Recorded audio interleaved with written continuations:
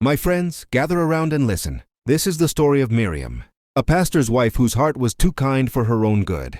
She prayed for everyone, yet forgot to pray for herself. But one day, her own prayer turned into a prophecy, and she tried to fight it. What followed will teach us that sometimes, what we fear most is what heaven sends to bless us. If you're watching this video, please like, subscribe to the channel, and tell me in the comments where you're watching my folktale story from. I want to know how far it has traveled. The rain poured hard that evening. Thunder rolled like angry drums above the small chapel. Inside, Miriam knelt beside a leaking roof, whispering prayers for sick children, poor widows and hungry neighbors. She never asked for anything for herself. Her thin shawl was soaked, yet her face glowed softly in the candlelight. She whispered, "Even if my prayers return empty, Lord, let them bless another."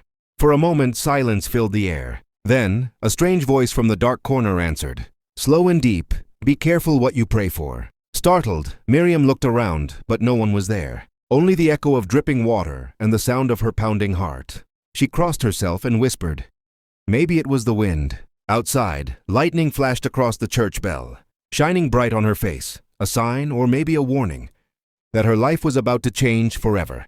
Morning came with the soft cry of roosters. Miriam rose early, tying her faded wrapper tightly as she prepared food for the street children. She moved with a peaceful smile, giving bread and soup with gentle words. "Eat, my little ones," she said, wiping a boy's nose with her scarf. Everyone in the market loved her kindness. Even the harshest traders bowed their heads when she passed. Though poor, Miriam's heart was full. She bought her husband's tea with the last coins she had, whispering, "God will provide." As she packed her empty basket, a merchant called her name. "Mama Miriam," he said, handing her a folded note. "What is this?" she asked. He only smiled and said, "Your kindness is being watched." She frowned, confused, and opened the note. It carried no signature, only those strange words. Her heart beat fast. She looked around the busy market, but everyone seemed normal. Still, something in her spirit stirred. Watched? By whom? And for what reason? That Sunday, the small church bell rang weakly. Only a few people came to the service. Her husband, Pastor Enoch, stood on the wooden pulpit, preaching with a tired voice. "Faith without works is dead," he said, sweat rolling down his face. But the people's eyes were empty. The offering basket came back almost dry. Behind him, Miriam sang softly to fill the silence. The sound of her voice was sweet, like hope refusing to die. After the service, Pastor Enoch sat with his head in his hands. "The roof leaks, the bills rise, and still no one gives," he muttered. Miriam touched his shoulder. "Don't lose faith, my husband. God still sees." Just then, a stranger in the back pew lifted his head.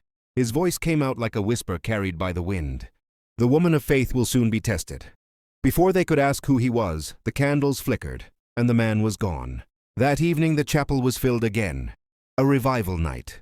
The drums beat, people danced, and Miriam lifted her hands in praise. But halfway through the service, an old woman in white stepped forward. Her eyes were fierce but kind. She raised her hands and declared, "A woman of faith will lose everything, and her prayer will cause her deliverance." The crowd gasped. Miriam froze. The woman's gaze locked on her like fire. Before Miriam could speak, thunder roared outside. The candles went out, and when they lit them again, the old woman was gone. People murmured in fear. Pastor Enoch tried to calm them, saying, "Prophecies are tests, not curses." But that night, Miriam could not forget the woman's eyes, or the strange weight in her chest. Sleep would not come. The prophecy played again and again in Miriam's mind. Her husband turned to her, coughing lightly. "You worry too much," he said, forcing a weak smile. "Prophecies are only warnings." But when he coughed again, red stained the cloth at his lips. "Enoch!" she cried, running to his side. He waved it off, saying, "Just a small thing." But fear filled her. By morning his condition grew worse. Miriam prayed through the dawn, tears falling on her Bible. "Lord, please, not him. Take my strength instead." As she prayed, lightning flashed through the window, lighting the room. Somewhere outside, a bell rang, the same bell that had told the night she heard that strange voice. And in that sound, her heart whispered a quiet truth she didn't want to believe. The prophecy had begun. The rain came again that Sunday. It fell so hard that the sound on the church roof was like stones on a drum. Pastor Enoch tried to preach, but water poured through the holes above the altar. People began to run for shelter, shouting. Miriam rushed forward, pulling off her shawl to cover the communion table. "We can't let the Lord's altar get wet," she cried. Her hands trembled, but she stood firm under the dripping roof. Lightning flashed, and for a moment she saw fear in her husband's eyes. "Come, Miriam," he shouted. "You'll get hurt." "I won't leave God's house," she answered. Just then, a piece of wood cracked and fell from above, landing right beside her feet. She gasped, her heart pounding. The few people left in the church screamed. When the storm passed, Miriam knelt again in the puddles, whispering, "Lord, if this is the test, help me to stand." Outside, the church bell swayed in the wind, tolling slowly like a warning. Days later, another trouble came. Pastor Enoch opened the church safe and found it empty. The little savings they had were gone. "The funds," he cried. "Someone has stolen the offerings." The elders gathered quickly. Their faces were dark with anger. "You are careless, Pastor," one said. "God cannot bless a leader who cannot protect his money." Miriam stood quietly, her hands clasped. "Please don't blame him," she said softly. "He gives his whole life to this church." But they didn't listen. Some whispered that God was punishing them. Others said it was a sign that they should close the church. That night, Miriam sat beside her sick husband and prayed. "Lord, I am the one who spoke that prayer in the rain. If my words have brought this storm, then take me instead. Spare him." Her tears fell on his hands. In the silence that followed, a faint whisper came through the open window. "Be careful what you pray for." That evening, while Miriam washed her husband's clothes outside, a soft humming floated through the air. She turned and saw an old woman standing at the church steps, holding a clay bowl of steaming soup. The woman's eyes shone kindly. "Peace be to this house," the woman said. Miriam blinked. "Mother, have we met?" The old woman smiled. "Not in this life, child." She walked past her and placed the soup beside Pastor Enoch's bed. "Let him drink this," she said. "It will ease his pain." Miriam watched closely. "Who sent you?" "Faith sent me," the woman said with a wink. "But remember, not all faith is the same." As Miriam followed her to the door to ask more, a gust of wind blew through the room. When she turned back, the woman was gone. Her heart thudded. She ran outside. Only the soft sound of the old woman's hymn floated through the night. "What is prayed in fear shall be answered in fire," quietly. Other times she spoke words that sounded half like advice, half like mystery. "You pray for everyone but yourself, child," the woman said one evening. "That is your prophecy." "What do you mean?" Miriam asked. But before the woman could answer, the chapel bell tolled, though no one had touched it. Miriam turned toward the sound. When she looked back, the old woman had vanished again. The next morning, Miriam searched around the church for footprints but found none. Only the smell of herbs and the sound of that hymn echoed in her memory. She began to wonder, was this woman from heaven or from something darker? By now the village was full of whispers. Some said the old woman was a ghost who walked between worlds. Others said she was a witch sent to steal the pastor's soul. When Miriam went to the market, people stared at her. Later that night, she went to the chapel to pray. As she knelt before the altar, she saw something lying there. The old woman's scarf. It was wet, as if soaked in tears. Miriam touched it gently. A chill ran through her fingers. "Lord," she whispered, "what do you want from me?" No answer came, only the sound of the bell, one slow toll, echoing through the empty church. That night Miriam could not bear it anymore. The prophecy, the sickness, the strange woman, everything felt like a storm in her heart. She went to the chapel, lit a candle, and fell on her knees. "Lord," she cried, "if this prophecy is truly mine, please take it away. Erase it, let no word of it come to pass." Her voice shook as she prayed again and again. "Reverse it, Lord. I do not want to lose everything." The candle flame flickered, and for a brief moment, peace filled the air. The wind outside grew calm. Miriam felt a soft stillness around her. She smiled through her tears, believing her prayer had been heard.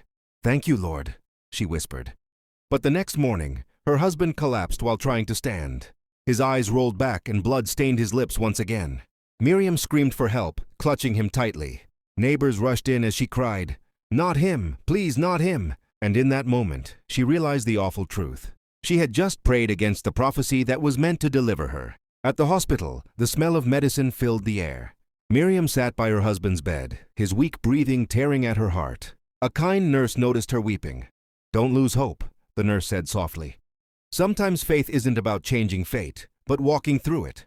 Miriam wiped her eyes. "I just wanted to save him," she said. "I prayed to stop the prophecy." The nurse gave her a folded note. "This was left for you." Miriam hesitated. "From who?" "She didn't say. Just asked me to tell you. Read it when you are calm." When Miriam opened it later, she gasped. The handwriting was neat and old-fashioned. The note read, "Your prayer of reversal has begun its work. Walk carefully, for what you fear may yet bless you." At the bottom was a small drawing, the same cross-shaped mark that was on the old woman's scarf. That evening, Miriam studied the note again. Something about the handwriting seemed familiar. She searched her old prayer books until she found a match. Her late mother's hymn book. One torn page inside carried the same writing, the same looped letters. On it was a verse that read, "What you pray against may yet be your crown." Her hands shook as she read it aloud. "How can this be?" she whispered. "My mother died years ago." Lightning flashed through the window, throwing shadows across the room. She looked again at the note, then at the hymn book, and realized the paper was torn from it. She ran to the chapel, heart racing. "Who are you?" she cried into the empty air. "Why are you testing me?" But no one answered. Only the bell tolled softly in the distance, and the wind carried a faint sound, the same hymn the old woman always sang. The next night, Miriam waited for the old woman, but she never came. The chapel felt colder, emptier. Even the usual wind refused to blow through the windows. The congregation had grown smaller too. Some members whispered that the church was cursed. Others stopped coming altogether. Miriam felt the weight of it all pressing on her chest. "Have I failed you, Lord?" she whispered. Late that night, while she sat alone, she heard something faint, a distant singing voice. It was the same ancient hymn, coming from far beyond the village. Without thinking, Miriam wrapped her shawl and followed the sound. Through fog and darkness, her bare feet stepped on the wet earth. The voice grew louder. The forest around her was silent except for the hymn. Suddenly, she saw candlelight ahead, and a trail of torn hymn pages leading toward it. Miriam followed the candle-lit path deeper into the fog. The torn pages fluttered like white leaves under her feet. Each one carried words from hymns she had sung as a child. Finally, she reached an old chapel, forgotten, half covered by vines. The wooden doors were cracked, but the candles inside still burned. Her heart pounded. She pushed the door gently, and it creaked open on its own. Inside, dust filled the air. The altar stood, untouched for years. Behind it hung a faded portrait of a woman, young, radiant, wearing the same clerical robe the old woman had worn. Miriam stepped closer, trembling. "It's her," she whispered. On the altar lay an open journal. Her name was written on the first page. Miriam. But the date was from decades before she was even born. Her breath caught. "What is this?" she said softly. And then, from somewhere behind her, she heard the sound of footsteps approaching. Miriam turned slowly toward the sound of footsteps. The fog drifted in through the open chapel door. Her hands trembled as she clutched the old journal. The steps stopped just behind her, and the smell of herbs filled the air again. "Miriam," a voice said softly. She spun around, but no one was there. Only a shadow moved across the dusty wall. Her eyes fell back to the journal. The pages were old but neat. She turned one after another, reading strange notes written in the same handwriting as the old woman's letters. One line caught her breath. "When the time comes, she will find this place. Her prayer will test her. Her kindness will prove her worthy." Miriam sank to her knees. The journal spoke of her, before she was even born. She looked up at the faded portrait again. It was surely the same old woman, only younger, full of light. Her voice shook as she whispered, "Who are you to me?" But the only answer was the flickering of the candles, their flames dancing as if to say, "You already know." Behind her the footsteps came again, louder this time. Someone was there. The journal slipped from Miriam's hands as she turned. In the doorway stood the same old woman, alive, not ghostly. Her white robe flowed in the candlelight, and her eyes were calm but sad. "You found me," the woman said gently. Miriam stepped back. "Who are you?" The old woman walked slowly to the altar and placed her hand on it. "Long ago I built this church," she said. "I prayed for a successor, one not of my blood, but pure of heart." Miriam's voice shook. "You've been testing me all this time?" The woman nodded. "Your faith was your test. Your prayer of reversal was the proof. You begged to stop your prophecy, and by that, you fulfilled it." Miriam felt tears on her cheeks. "I don't understand." "You will," the old woman said softly, "when your heart accepts that losing is not always loss." Then lightning flashed, shaking the ground. The roof cracked above them, and the old woman fell with a cry. Miriam rushed forward, catching the old woman in her arms. Her breathing was shallow, her hands cold. No, stay with me," Miriam pleaded. The woman smiled faintly. "It's all right, child. My time is done. You must finish the work." She reached into her robe and pressed a small key into Miriam's palm. "What you feared was never loss," she whispered. "It was exchange." Then her eyes closed and her body went still. Tears streamed down Miriam's face as thunder rolled outside. She whispered a prayer over the woman, then looked around the chapel. In one corner stood an old wooden chest covered in dust. With shaking hands, Miriam used the key to open it. Inside lay a stack of yellowed papers, a silver cross, and one folded document. She lifted it carefully and gasped. The document was a deed, signed and sealed years ago, transferring ownership of this land and chapel to Miriam Enoch. For a long time, Miriam sat on the floor, the paper clutched to her chest. The candles flickered, lighting the words over and over again. To Miriam Enoch, rightful heir of this ministry. Her tears fell freely. The prophecy now made sense. Her prayer against it had only pushed her closer to its truth. The rain stopped. Light streamed through the broken window, bright and calm. She whispered, "So this was deliverance, not loss." By morning, Miriam walked back to the village with the document in her shawl. People stared as she passed, wondering where she had been all night. She went straight to her home. Pastor Enoch still lay weak in bed, barely awake. She held his hand and said, "The Lord has not forsaken us." He smiled faintly, whispering, "What did you find?" "A promise," she said, "and a key to begin again." The news spread through the village like wildfire. The local officials came, reading the deed carefully. "This document is valid," they said. "This property belongs to Mrs. Miriam Enoch." The villagers gasped. Some murmured in disbelief. Others bowed their heads in shame for doubting her. Miriam stood quietly as the officials sealed the papers again. "You are now the legal caretaker of the old chapel," he said. That night she returned to the place with lanterns and candles. The air felt alive again. She lit the altar candles one by one, whispering, "Thank you, Lord, for exchanging my sorrow for purpose." Back home, her husband opened his eyes fully for the first time in weeks. His voice was weak but clear. "It was never my church, was it?" he said softly. Miriam smiled through tears. "No, my love," she whispered. "It was ours to begin with, but mine to finish." The bell in the distance rang again, this time sweet and gentle. When the sun rose, Miriam carried the document back to the village square. People gathered in wonder. The air was full of whispers, some doubting, others amazed. The town official stepped forward and raised the paper high. "By law and by signature," he said, "this land and chapel belong to Mrs. Miriam Enoch." The crowd fell silent. Then one old man said softly, "She was the one meant to lead us all along." Miriam's heart swelled with quiet awe. She wasn't proud, only grateful. She knew now that the prophecy had never been a curse, but a path to her calling. Days later, Pastor Enoch opened his eyes fully.